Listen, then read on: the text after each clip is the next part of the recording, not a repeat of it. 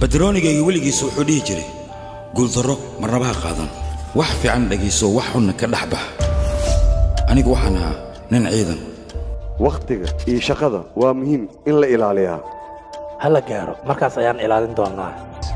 sidoo u dagaalamay waqtiga ayaa ku dhamaaday waa maxay adiga dibka ku haysto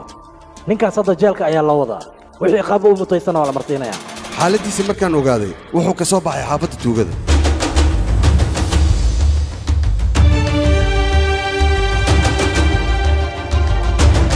kadib wax badan markii aan fikiray ayaan go'aan gaaray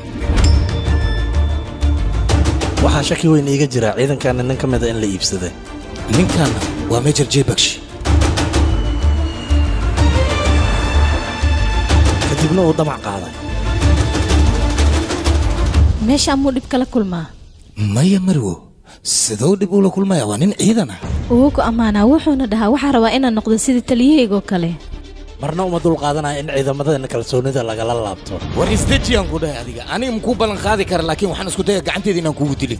digniin ayaa doonaysa inaa siiso waadna siisay ciidanatiin waxa isku daydiin wax walba inaa ogaatiin war googla ma tiin idinka ninkaas wax walba isku bedelaa nooc walba iska dhiga jey aniga waa ku raadiyaa waana ku helaa tali ilaa hadda waxaad ilowsan tahay wax walba adiga inaan kaa bartay jey waxa maqash maxay ahaayeen wax badan ay ahaayeen aniga waxaan wax u qabtaa dadka aan dalkan dan iyo xaaje ka lahayn caada qaatamay waqti walbana waxaan jeclahay dalkayga iyo dadkayga inaan wax u qabto ilaa muwaadinaan ahay sax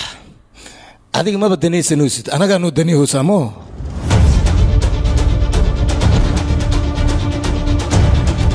aniga ma ka xumi aragtidaada laakiin waxaan ka xumahay qorshahaaga oo aad damacsan tahay in dalkayga aad qasto laakiin aniga kaama yeelay jey nolosha aad damacsan tahay inaad ku noolaato waa noocee fiigsanaan inaad ku noolaatidna maarata yaa gadaashaada soo socday qof kale iska ilaalinin anila iska jey ilaali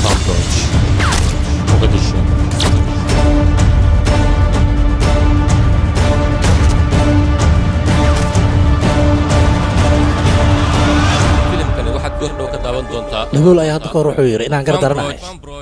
waxaan ku ogaaday dadka oo dhan ayaa farta igu fiiqan